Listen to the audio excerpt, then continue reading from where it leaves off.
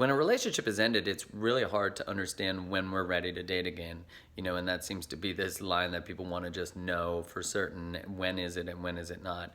It's not that easy. Everything is so gray in that sense. Because when we've ended a relationship, we've often prepared ourselves for the ending before we end it. So we're often far ahead of someone who has a relationship ended on them. Now, even for the people who are broken up with, they often know the relationship's dysfunctional. They might not have even wanted to be in it, not all the time, of course, but their response is feeling rejected, so it actually triggers a response of like loving and holding on to someone even tighter. And the research has shown that when we actually lose a partner, in however way, breakup or even death, it's like we're addicted to them. The spots in our brains that go off from addiction actually light up.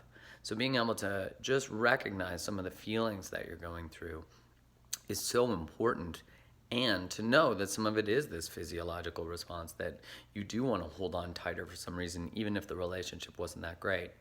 Now, in terms of handling the grief and the pain of an ending, it is a lot of the pain often comes from the story ending, the idea of the story that we had in our head of how life was going to work out and how the relationship was going to work out. It didn't really play out the way we thought. Now, the mind thinks the story's over completely, and the way that we can start to build hope and positive emotion is to really remind ourselves that we can still have the story. It just might be with a different actor, it might be with a different person in the role. But when we actually don't allow ourselves to live a story again, that's that part of like, when am I ready to date again?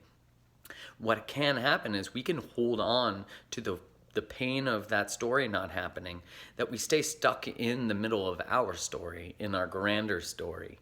And what happens is we're not allowing someone else to enter in that space.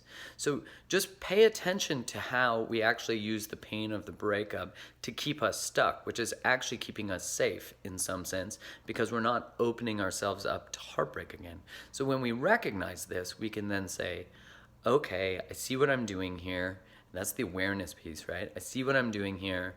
I'm not going to allow my life to go by and to not allow someone else in to create this story that is so beautiful and possible if I can just let it and get out of my own damn way.